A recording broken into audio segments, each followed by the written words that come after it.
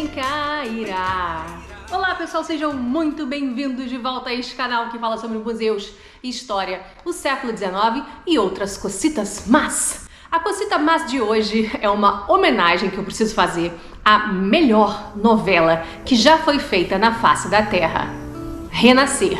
E acreditem se quiser, Renascer fez 30 anos, porque ela foi lançada em 1993 e a gente já terminou 2023, estamos em 2024. E em comemoração a esses 30 anos, a Rede Globo resolveu fazer uma coisa que, gente, sinceramente, eu tenho medo.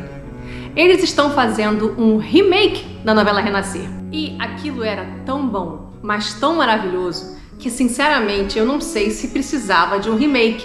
Mas tudo bem, já que fizeram, axé, que dê tudo certo, que seja maravilhoso, que seja melhor do que a anterior, porque essa história merece, essa novela merece. Mas esse vídeo aqui de hoje é para fazer uma homenagem à novela de 1993. Olha, gente, só a trilha sonora dessa novela, não é trilha sonora das músicas, não, é a trilha sonora instrumental, a incidental da novela. Ela é, olha, ela me arrepia de um jeito, e ela tem tudo a ver com a história que está sendo contada. E olha, o primeiro capítulo de Renascer, pra mim é um filme, ele é maravilhoso. Mostra um rapaz, um homem, um jovem homem, andando no meio da mata, com uma música, gente, mas uma música de uns tambores no fundo, de clara influência de matriz africana, um negócio assim que mexe com você por dentro. A música é um fenômeno. Não só essa da abertura, que já tô sabendo que não vai rolar na abertura, mas também não fiquei na nova abertura do remake, mas não fiquei tão triste, porque vai ser Lua Soberana, que também era uma música que já tinha na novela anterior. Venho de Madagascar e leia essa lua soberana sobre as águas de Emanjá e leia. Gente, não, olha, como é que alguma novela há de querer competir com Renascer? Não tem como. É por isso que eu tenho medo de um remake, porque o negócio já era bom demais. Mas aí voltando pro primeiro capítulo, né? Que é esse que é cinema, absolute cinema. O rapaz tá andando no meio da mata e eis que, no meio da Mata Atlântica, e vocês sabem que a Mata Atlântica ela pega grande parte do litoral brasileiro, quase todo o litoral brasileiro. Então podia ser até São Paulo, podia ser Rio de Janeiro, podia ser Santa Catarina, tá? Podia ser Pernambuco, mas nós estamos ali no sul da Bahia, perto de Ilhéus. E aí esse rapaz encontra um jequitibá enorme, chamado de Jequitibá Rei. E aí, gente, o que é maravilhoso dessa novela é que a novela, ela é toda macumbada, um negócio maravilhoso. As músicas, a história do cramulhãozinho, que o José Inocêncio tinha um cramulhãozinho, um diabinho dentro da garrafa. Quem é que lembra dessa história do cramulhão? O pacto que ele faz diante da árvore, ou seja, um pacto que ele faz com a natureza. A natureza ali meio que representa Deus, aquele Jequitibá. É como se fosse a presença de Deus no meio da mata. E o texto do Benedito Rui Barbosa, ai gente, olha, o pessoal fala assim, o Rei do Gado foi maravilhoso, Terra Nostra foi maravilhoso. Sim, foram boas novelas, foram boas novelas, mas nada se compara a Renascer. Ali o Benedito Rui Barbosa foi tudo. E essa nova adaptação está sendo feita pelo neto dele, né? E eles já tinham feito isso com o Pantanal, que Pantanal também tinha sido uma novela do Benedito Rui Barbosa, lançada em outra emissora, né, na Manchete, não tinha sido na Globo. Mas aí a Globo conseguiu os direitos e fez um remake de Pantanal, que fez o maior sucesso. Mas voltando à magia de Renascer, o que ele faz? Ele tem um facão enorme, o nome desse personagem é José Inocêncio. Eu desconheço personagem de novela melhor do que José Inocêncio. E quando eu falo melhor, é pela carga dramática que ele tem, pelos acertos e sobretudo pelos erros do José Inocêncio. Ele é um protagonista que a gente ama e que a gente detesta. Ele erra muito ao longo da vida dele. Muito. Sobretudo com os filhos dele. E é isso que deixa a novela ainda mais dramática. Porque quando você mexe com criança, isso pra mim, olha, cala muito lá no fundo, sabe? Não mexe com criança, não ferra a vida de uma criança, não ferra a cabeça de uma criança, e ele acaba fazendo isso. É claro que a novela mostra o porquê disso acontecer, ele teria razões, ou o emocional dele diz para ele que ele teria razões, mas no fundo a gente sabe que ele estava errado e que ele não devia ter feito o que ele fez. Mas voltando, porque nós estamos no início da saga de José Inocêncio, é porque eu amo demais, então eu me empolgo, tá, gente? Desculpa aí. Então ele pega o facão dele e ele finca ao pé do Jequitibá-Rei, tá? Finca lá no fundo, a lâmina desse tamanhão consegue entrar lá no fundo, eu acho que entra meio que na terra, meio que nas raízes do Jequitibá, e ele faz um pacto. Não é uma promessa, aquilo é um pacto com a árvore, ou seja, é um pacto com a natureza. Porque aquele sujeito, o José Inocêncio, ele era um ninguém, ele não tinha dinheiro nenhum, ele estava começando a ter terras, estava começando a tentar entrar na ideia dele de ser dono de terras e começar a plantar alguma coisa. E o que se planta ali na região sul da Bahia, naquela época e hoje em dia ainda também tem? Cacau.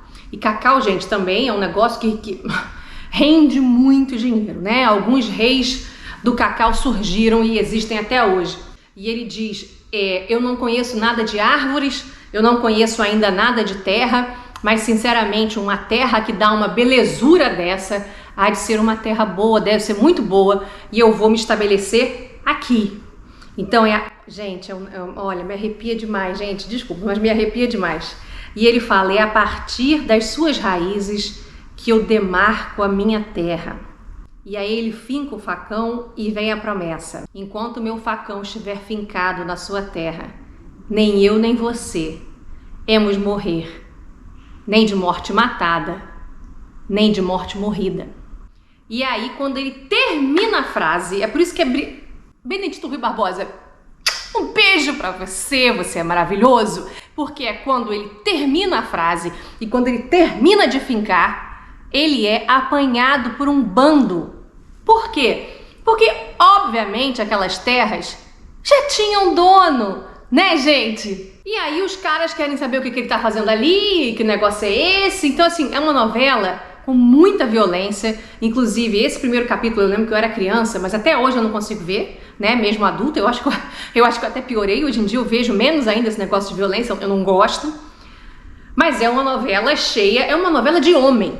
Então é uma novela que tem muita violência, sobretudo porque como nós estamos falando de tomada de terras, como a gente está falando de uma área de fronteira, de uma fronteira agrícola, ou seja, homens que querem se estabelecer plantando alguma coisa. Vocês conhecem a história do Brasil e a história mundial, né? Mas a história do Brasil, isso nunca é feito com muito amor e com carinho, né, gente? Então esse bando pega o José Inocêncio e resolve escalpelar o José Inocêncio. Eles penduram o José Inocêncio de cabeça para baixo numa árvore e arrancam a pele dele fora. Uma cena dantesca, um negócio horroroso. E o Leonardo Vieira, gente, era a primeira vez que ele estava fazendo um trabalho ali na Globo. Assim, a emissora apostou muito forte naquele cara. E que atorzaço, cara. Maravilhoso. E assim, o jeito que ele gritava, um negócio assim... Eu amei esse cara nessa primeira fase da novela. Então eles arrancam a pele do José Inocêncio, só que o José Inocêncio só não morre por duas razões. Aí você pode tentar ou ir pro lado místico ou ir pro lado da ajuda. Os caras deixam ele ali pendurado com a pele solta, a pele das costas solta, caída para baixo, e vão embora para deixar ele morrer, para os bichos comerem ele, para ele morrer. Mas eis que no meio do mato está passando um personagem maravilhoso, chamado, o personagem se chama Turco Rashid. Acontece que o Turco Rashid, ele sempre lembra com um bordão incrível, que ele fala assim, Rashid não é turco, hein? Rashid é libanês, tadinho, ele passa a novela toda dizendo isso e todo mundo chama ele de Turco Rashid. O nome do personagem é Turco Rashid. E o Turco Rashid, ele vende coisas, né? Como um bom libanês, ele tem uma maleta em que ele vende coisas de fazenda em fazenda, de casebre em casebre, de cidadezinha em cidadezinha, ali no interior, no sul da Bahia, mais para os interiores ali da mata. E uma das coisas que ele sabe fazer, ele sabe costurar, e ele vende linha, ele vende agulha, e ele encontra o José Inocêncio pendurado ali, e ele costura José Inocêncio, ele costura a pele do José Inocêncio de volta. Então José Inocêncio, ele transforma-se numa lenda porque ele é o escalpelado que sobreviveu.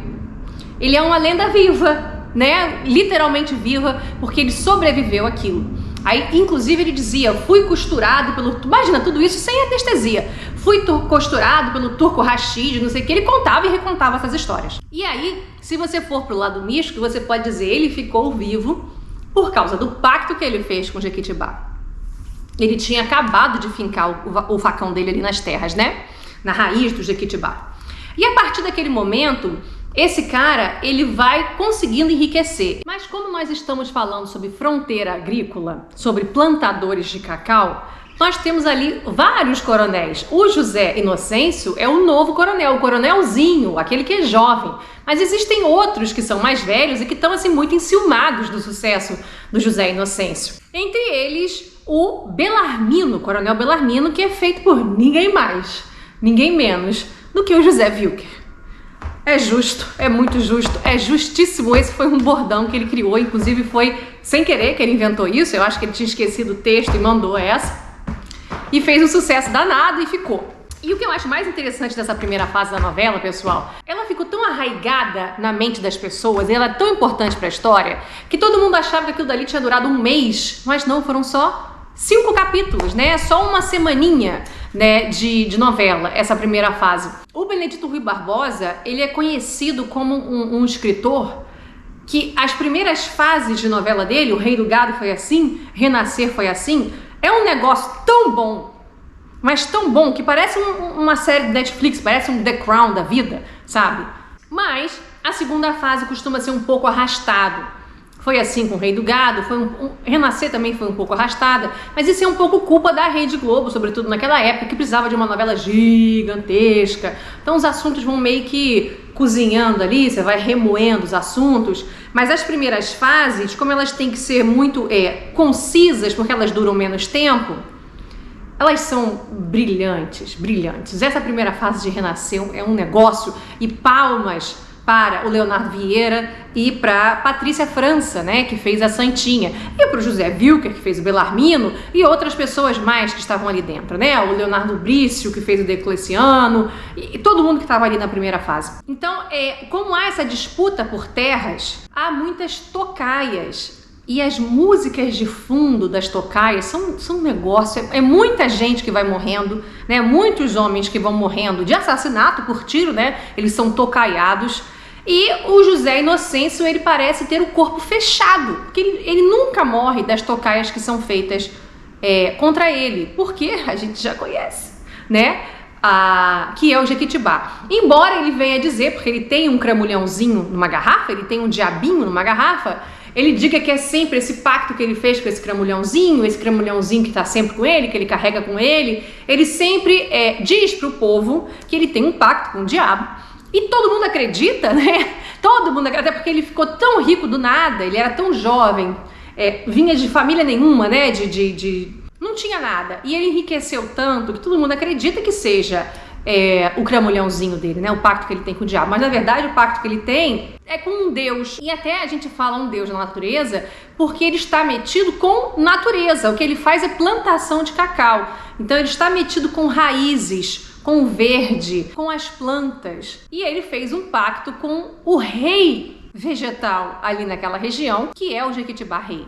O cramulhãozinho é mais uma piadinha do José Inocêncio, porque ele era um galhofeiro, ele era um personagem assim... Olha, eu tô falando, o personagem do José Inocêncio é maravilhoso. Ele era um galhofeiro e, assim, você ama o personagem e odeia o personagem. Por exemplo, tem muita gente pobre. Na vivência do José Inocêncio, nas cidades em que ele percorre, nas fazendas em que ele percorre, que acaba acreditando que o sucesso do José Inocêncio é, por exemplo, devido ao cramulhão, né?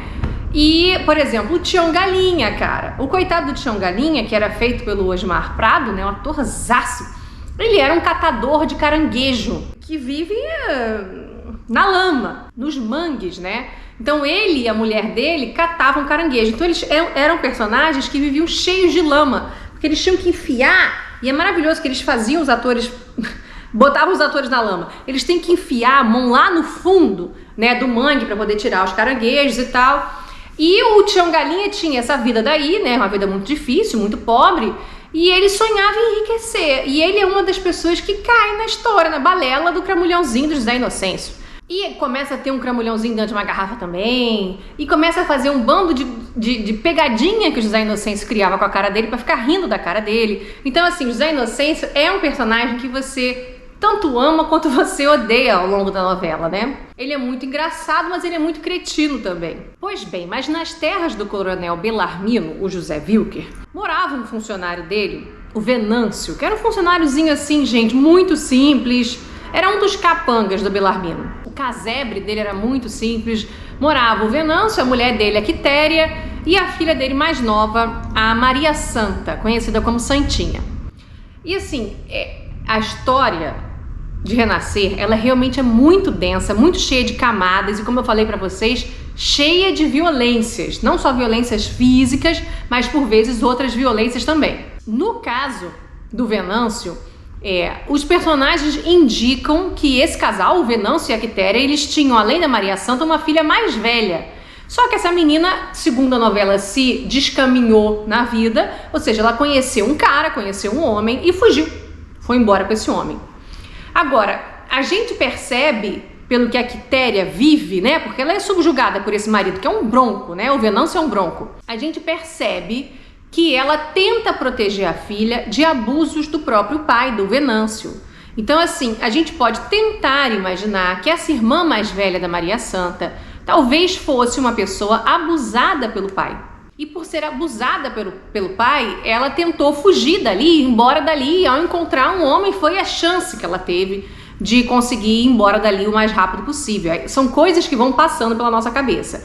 Inclusive, a mãe da Maria Santa, né, a Quitéria, sempre manda a filha amarrar os peitos, ou seja, botar um tecido bem apertado ali em volta dos peitos, que é para que ela não desperte a cobiça de outros homens, porque essa menina tá chegando aí aos 15 anos de idade, né, por volta dessa idade que Maria Santa tem. Ela é novinha, né, você percebe que ela é novinha.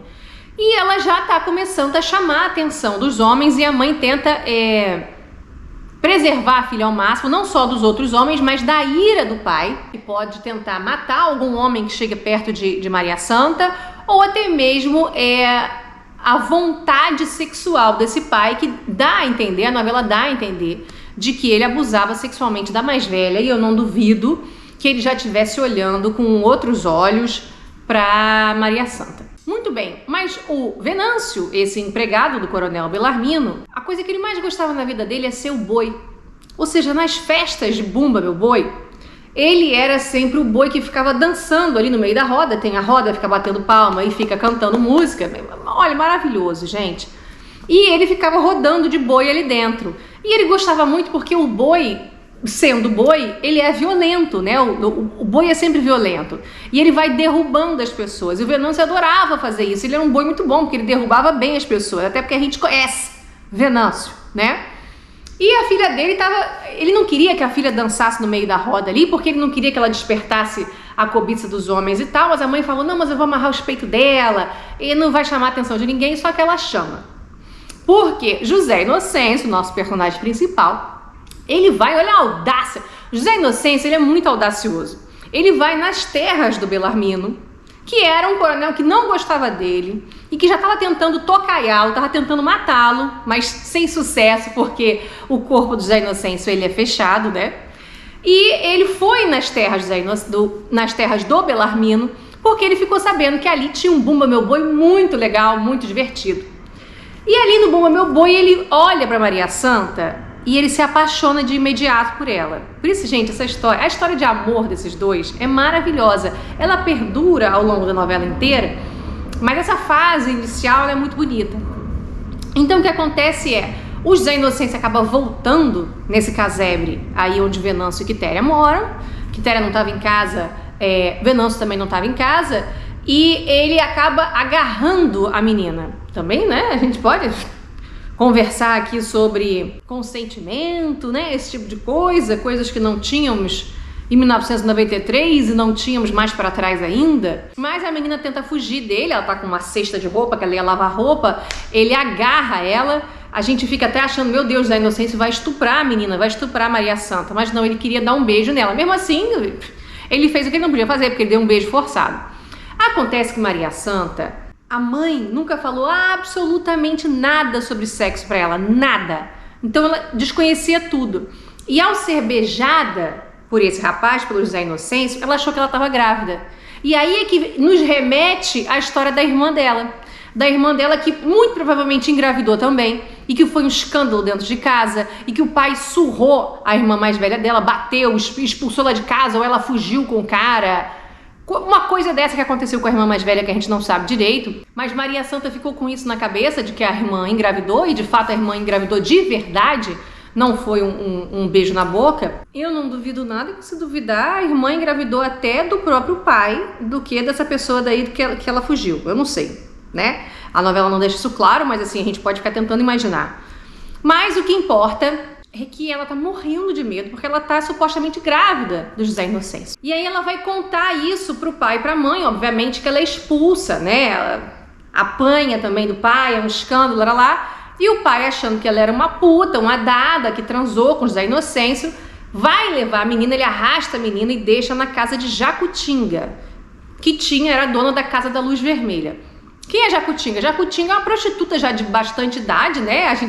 É o que o povo chama de puta velha, tá certo? E ela tem um puteiro, né? Ela tem uma casa de tolerância, onde ela tem várias meninas ali dentro. E ela é a chefe ali da casa, né? Digamos que ela é dona da casa, dona dos quartos, e as meninas trabalham. As meninas ganham algo pela noite, né, pelo programa, e uma parte do que elas ganham, elas passam para Jacutinga, né, já que Jacutinga é dona da casa.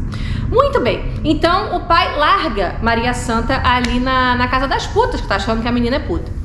E aí tem todo um dilema de se Maria Santa vai poder ficar ali ou se não vai e tal. Inclusive Jacutinga faz uma coisa horrorosa, faz um exame, abre as pernas da menina pra ver se ela é virgem, se não é. Aí descobrem que ela é virgem e perguntam: você não sabe nada do que é sexo não, menina? É óbvio que você não tá grávida, você é virgem, não sei o que, lá. Coisas, inclusive, né, que a gente conhece aí de anatomia feminina, essas coisas podem até ser questionáveis com uma mulher ou outra. Mas muito bem, então corre a boca pequena, vai se espalhando a notícia de que Maria Santa está no puteiro, porque o pai largou ela lá porque ela tinha engravidado, tinha transado e engravidado de José Inocêncio. E José Inocêncio fica: meu Deus do céu, mas é claro que ela não engravidou de mim porque eu só dei um beijo nela. Essa história que estão contando aí é mentira, não estuprei ninguém, não transei com ninguém. E eu vou lá na casa de Jacutinga tirar Maria Santa de lá. Inclusive, José Inocêncio já era um frequentador da casa de Jacutinga, tá certo? Ele já conhecia as putas todas.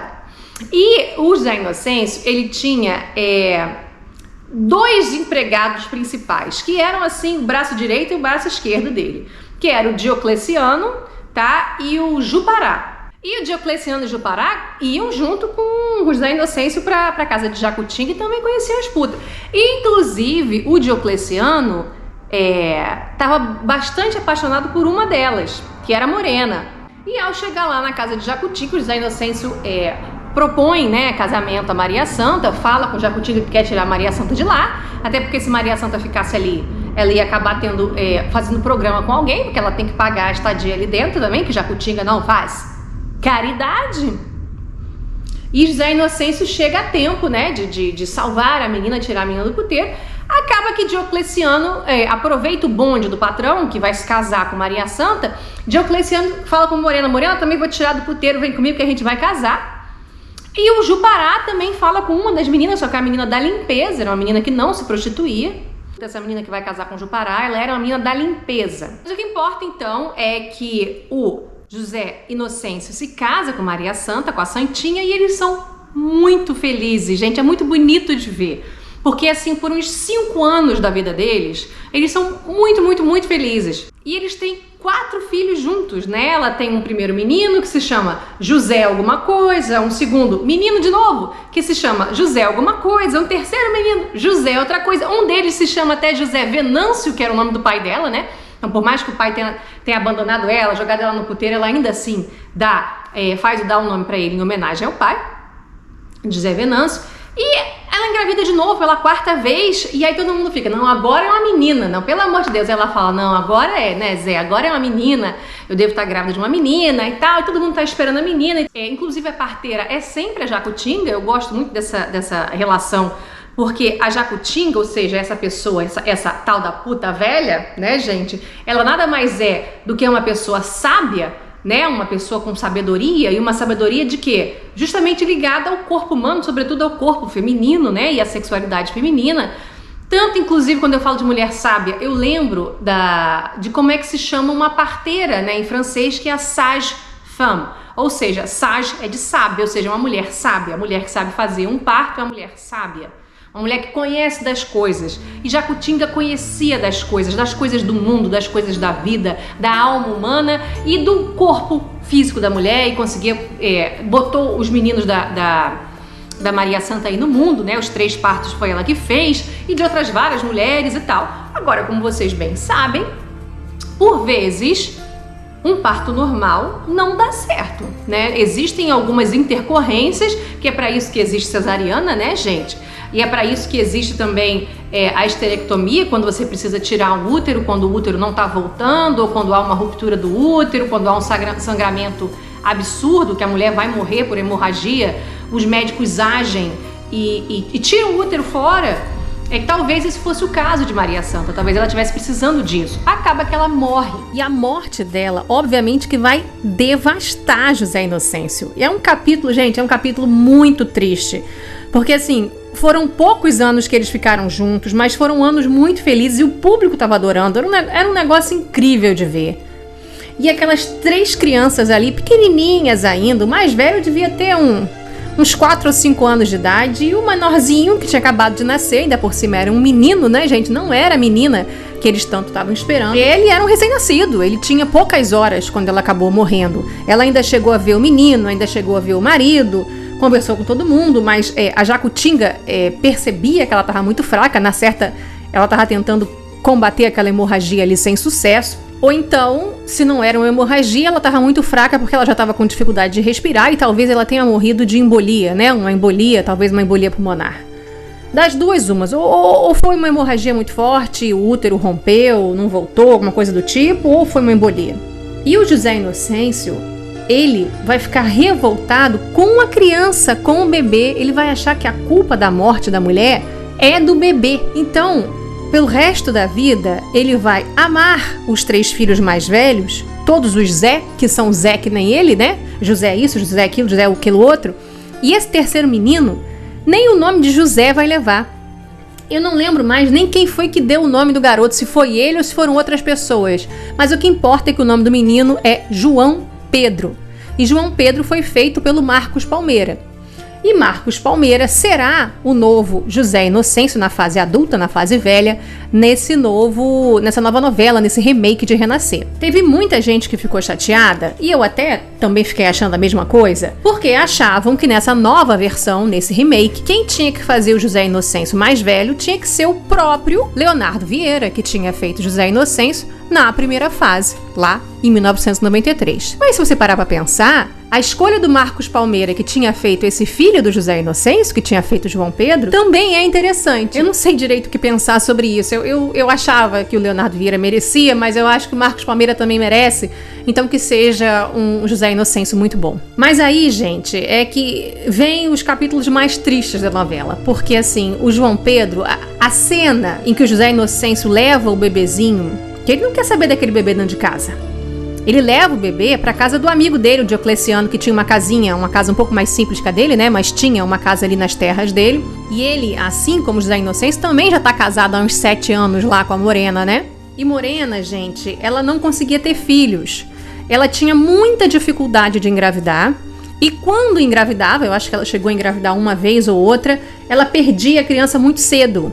O bebê morria com algumas semanas, né, na barriga dela. E José Inocêncio, cara, ele tava tão transtornado que ele também não para pra pensar nas coisas que ele tá fazendo, né, no quanto que ele impacta aquele bebê, aquela criança, mas enquanto ele impacta a vida daquele casal de amigos dele, né, que são empregados dele, mas que são amigos dele. Diocleciano tá com ele há anos. E ele leva João Pedro lá e meio que fala, toma aí, ó, vocês não queriam um filho? Pode ficar com essa merda daqui. Cara, é pesado, porque assim, é uma rejeição muito forte ao filho. E a Morena abraça aquele bebê, um recém-nascido, ele tem horas de vida, nem 24 horas de vida ele tem. E a Morena abraça aquela criança E ela ama tanto aquele bebê que até leite ela dá, gente. Vocês não têm noção, é um negócio muito bonito. E a Maria Santa, depois de morta, ela começa a aparecer, né? O espírito dela começa a aparecer para alguns personagens. Primeiro que ela passa a novela inteira aparecendo para o José Inocêncio. Ela continua aparecendo na sala de casa, sempre na sala de casa que ela aparece, porque ela tinha uma santa enorme que o José Inocêncio mandou comprar para ela, porque ela tinha uma santinha bem pequenininha, né, de barro, que quebrou quando o pai dela expulsou ela de casa, levou ela para casa de Jacutinga, chamou ela de puta, não sei o que, a santa quebrou. E ela ficou muito mal com aquilo. E um dia José Inocêncio, né, ela já casada com José Inocêncio trouxe um presente para ela, que era uma santa assim de 1,50 m. Era mais ou menos a altura de Maria Santa, né? Então, diante da sala, e essa santa ficou na sala a vida inteira, né? Mesmo depois da morte dela, a santa continuou na sala. É o objeto principal da sala. Maria Santa, às vezes, de noite, aparecia diante da santa.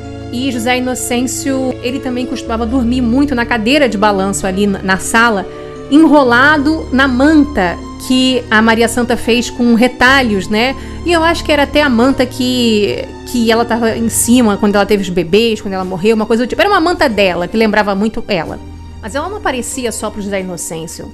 Ela apareceu também para a Morena. E ela disse para a Morena: eu quero que você fique com o João Pedro, eu quero que você cuide do João Pedro, como se fosse seu filho. Eu estou muito feliz que você esteja com o João Pedro. E assim, se você parar pra pensar, é claro que a mulher morreu, né, gente? Mas se você parar pra pensar, né, no espírito, como se fosse algo vivo, né, a vontade de uma mãe, que nervoso que deve ser você morrer e não saber quem vai cuidar do seu filho. E você saber que o seu marido ou a pessoa que vai cuidar dele tá meio balançada, não tá nas melhores condições de cuidar do seu filho. O espírito não deve ficar sossegado. Ele deve ficar muito desassossegado. Se espíritos existirem, né, pessoal? Mas o que importa é que nessa novela os espíritos existem, né?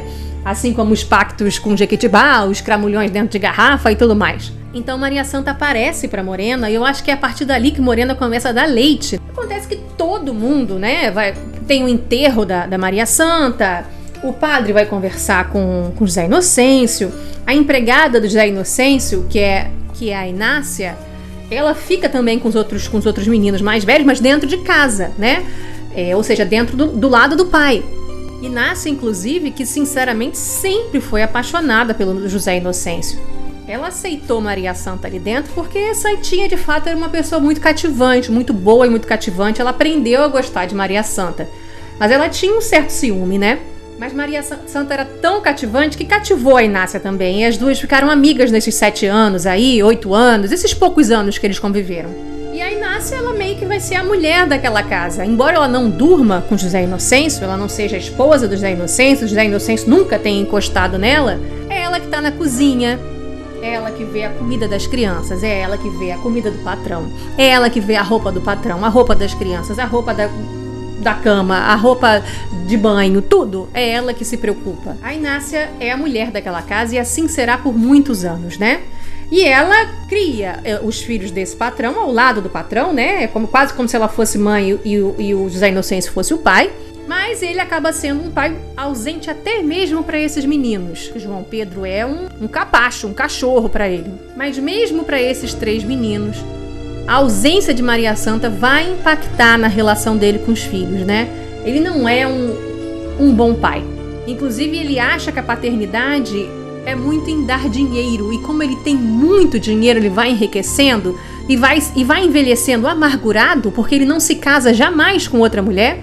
Ele vai usando esse dinheiro para quê? Para ir pagando as coisas dos filhos, inclusive os filhos que vão, depois de mais velhinhos, né, vão estudar fora. A partir dos 10, 12, 13 anos de idade, começam a ser enviados para a capital. Eu não lembro mais se eles vão estudar em Ilhéus, ou se é Salvador, ou se é Rio de Janeiro ou São Paulo. O que importa é que não é ali nas redondezas, é uma capital. Então há uma distância física realmente. A Inácia chega a chorar muito, porque ela ficou com essas crianças uns 10 anos aí, cuidando dessas crianças, né? Mas, nesse meio tempo, o João Pedro, ele não ficou todo esse tempo com Morena e Diocleciano, não. Porque assim, depois de uma semana que Maria Santa morreu, mais ou menos, 10 dias depois que Maria Santa morreu, todo mundo ficou na cabeça de José Inocêncio. O padre falou, a própria Inácia falou, outras pessoas falaram. O José Inocêncio, a criança não tem culpa de nada, João Pedro não tem culpa de nada, é um absurdo o João Pedro não estar aqui dentro de casa junto com os irmãos. Até os irmãos perguntam, imagina, a mãe acabou de morrer, as crianças estão perguntando, cadê mamãe, cadê mamãe? E todo mundo tem que explicar, morreu por causa do parto, e cadê o bebê? O bebê morreu junto, aí aquela... Não morreu não, é que seu pai não tá muito bem da cabeça e o bebê tá em outro lugar. Onde? Tá na casa de Diocleciano, ali do lado. Mas assim, não faz sentido todo mundo dizendo. Zé Inocêncio, não faz o menor sentido João Pedro não estar dentro de casa junto com os irmãos, que você é pai dele. E aí, depois desses dias, ele aparece então na casa de Morena e Diocleciano pra levar o bebê de volta. Só que a Morena sabe, primeiro que ela vai perder o bebê que ela ganhou, né? E que ela já estava amamentando no peito. Ela já estava passando dias e noites acordadas cuidando daquela criança como se fosse filho dela, amando de verdade. E ela sabia que José Inocêncio não seria um pai que o próprio Diocleciano, que é o marido dela, seria para o João Pedro. Porque Diocleciano também estava amando aquele garoto. E o próprio Diocleciano pede, a Morena pede, não leva, deixa ele aqui com a gente. E o José Inocêncio com aquela cara de tipo, dane-se esse bebê, eu não gosto desse bebê, mas eu sei que eu tenho que levar ele de volta porque ele é meu filho, né? Sabe aquela coisa meio que tô fazendo por obrigação? Então, assim, uma cena horrorosa, ele levando o bebê embora da Morena e do Diocleciano, sabe? No entanto, Morena e Diocleciano são padrinhos, né? Padrinho e madrinha de João Pedro. E por mais que o Zé Inocêncio tenha levado o bebê de volta para casa, para quem cuidar, né?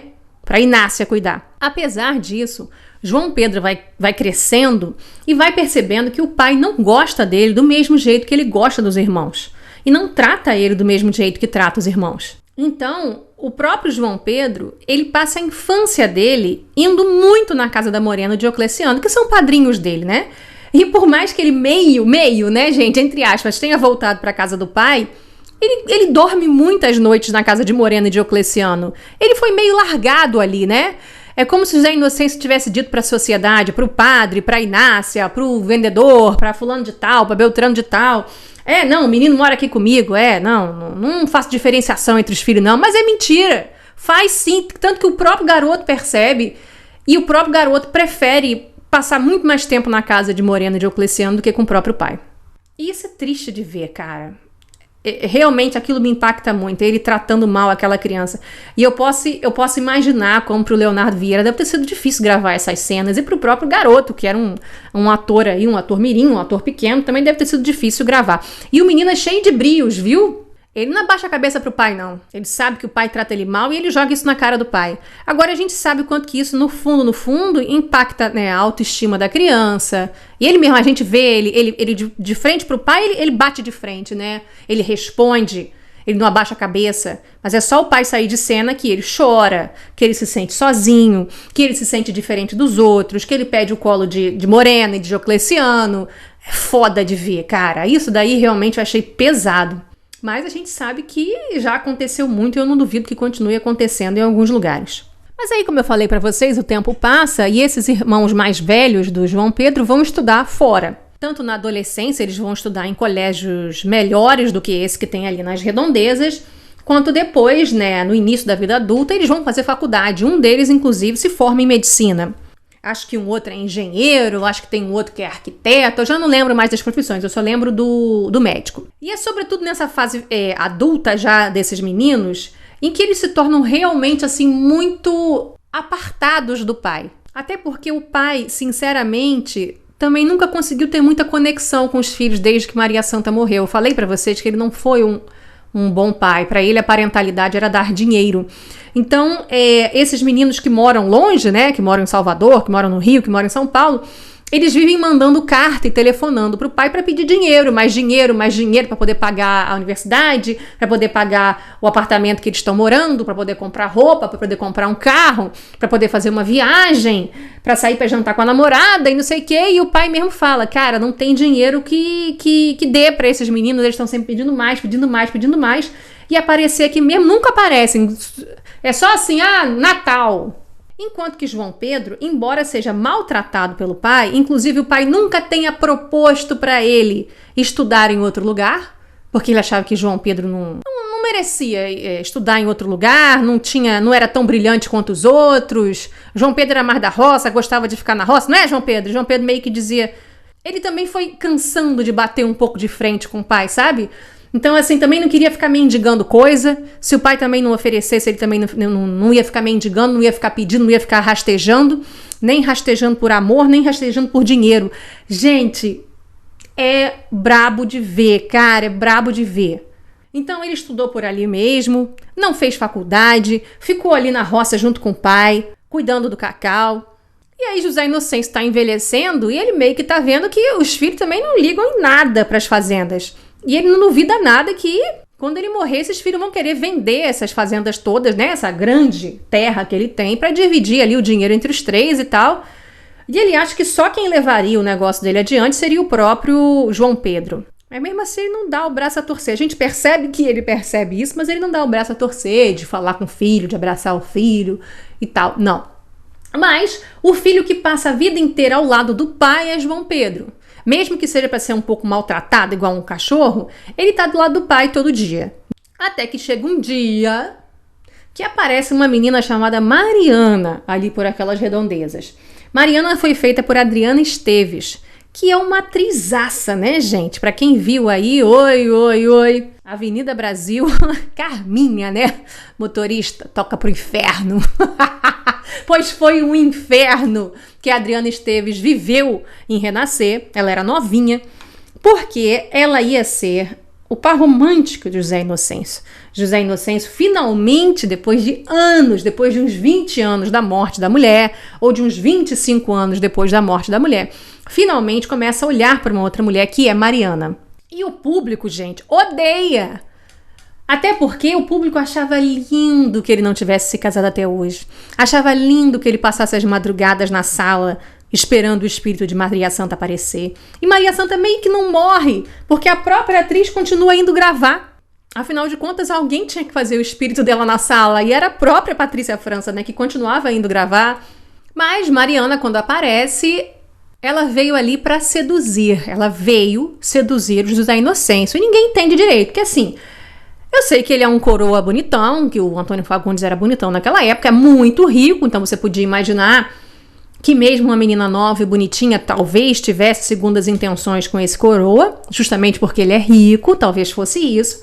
Mas na verdade, o interesse de Mariana era uma vingança, porque ela é neta do coronel Belarmino. Lembra do É Justo, é Muito Justo, é Justíssimo, do José Wilker, lá no início da novela, que era o coronel que competia com José Inocêncio. Então, ela é neta do coronel Belarmino. Ela não fala isso logo de cara. Ela primeiro seduz o José Inocêncio, né? Depois é que ela revela quem ela é e neta de quem ela é. E ela disse que tá ali para retomar as terras do avô, que José Inocêncio roubou terra do avô dela. Há suspeita de que José Inocêncio tenha matado, inclusive, tenha mandado matar o coronel Belarmino, que morre numa tocaia logo no início da novela. Há também um triângulo amoroso, porque o próprio João Pedro vai se apaixonar pela Mariana, mas Mariana vai acabar casando com o José Inocêncio, com Antônio Fagundes, né?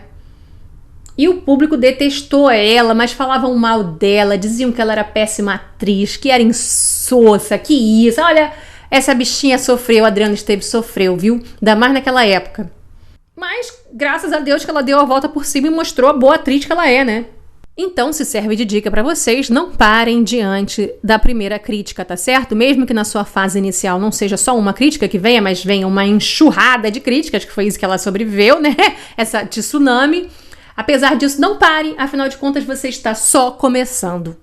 E a vida foi feita pra gente errar. Sobretudo quando a gente está no início, né? Então, continue, persevere, que você ainda pode ser uma Adriana Esteves. O que também é triste de ver é que esses filhos do José Inocêncio, né? Esses que são mais velhos e que estudaram fora, a vida deles também está muito bagunçada, está muito desregrada. Até porque eles nunca tiveram uma das bases, né, da vida de alguém, que é a família. Eles perderam a mãe e o pai acabou se tornando emocionalmente ausente da vida deles, presente só mais em dinheiro.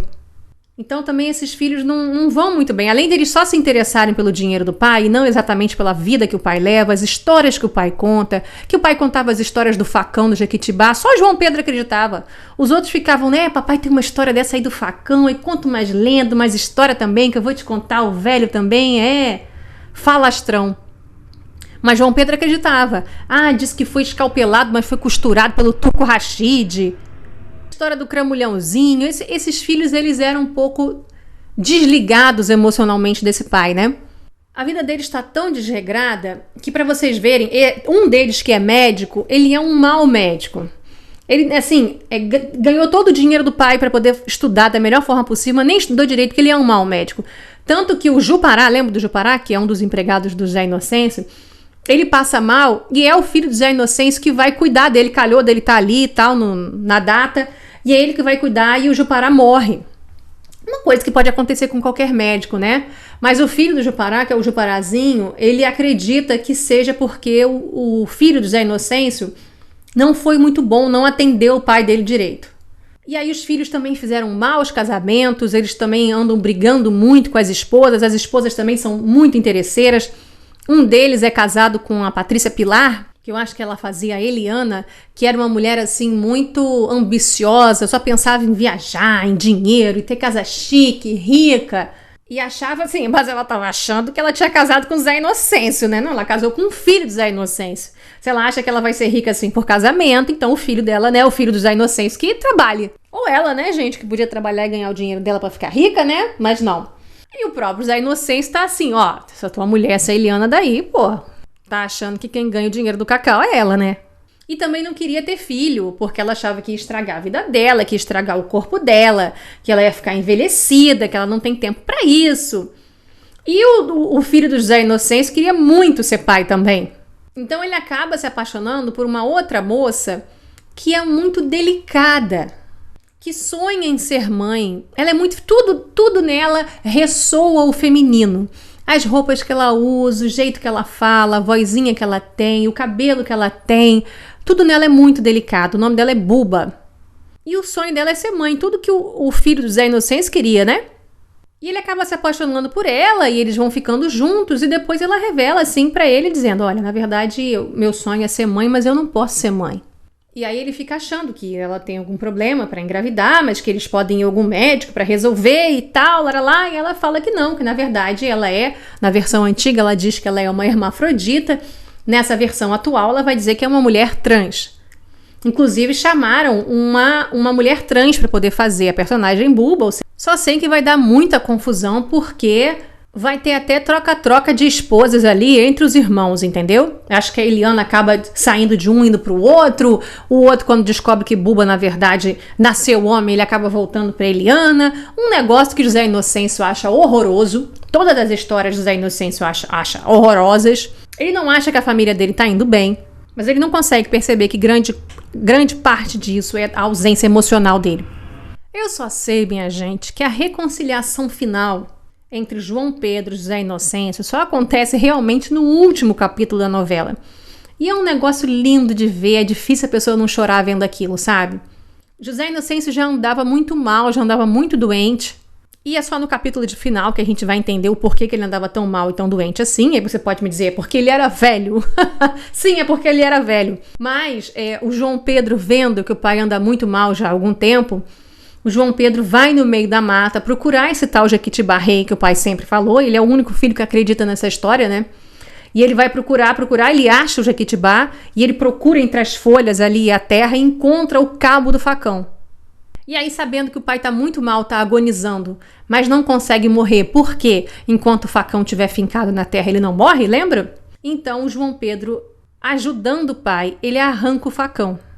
E aí, quando ele arranca o facão, você percebe que aquela lâmina enorme que estava lá no fundo, ela foi toda carcomida pelo tempo.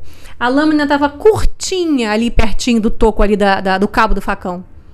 É por isso que ele já andava muito doente, muito mal. E aí, ao tirar o facão do pai, o Marcos Palmeira, né, o João Pedro, resolve fincar o facão dele ali no Jequitibá e faz a mesma promessa pro Jequitibá, né? Quando o facão aqui estiver fincado nos seus pés, nem eu nem você haveremos de morrer nem de morte matada, nem de morte morrida.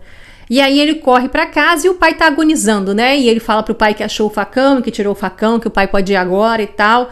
E aí o pai pede perdão a ele, a tudo que fez com ele. O pai reconhece, ai gente, é tão bonitinho. O pai reconhece que, olha, de todos os filhos que eu tive, você foi o melhor. e eu só não te dizia isso porque eu sou um idiota e não sei o quê. O negócio é lindo, é lindo, é lindo, é lindo. E aí ele abraça o filho e morre. E aí Maria Santa aparece para levar o Zé Inocêncio embora. E a história meio que termina por aí, né? E o Marcos Palmeira, né? O João Pedro acaba sendo o herdeiro das fazendas, né? Aquele que toca as fazendas. E que na certa, o que ele ganhava, ele dividia entre os irmãos para que os irmãos ficassem recebendo, né? Ou seja, os lucros da fazenda são divididos entre os irmãos, mas a fazenda não é vendida, né? Ela fica com o João Pedro administrando. Então a história é mais ou menos essa. Vocês estão preparados para ver tudo isso? Começa agora, no final de janeiro. O remake de Renascer. Então é isso, pessoal. Eu espero que vocês tenham gostado. Cadê o like no vídeo?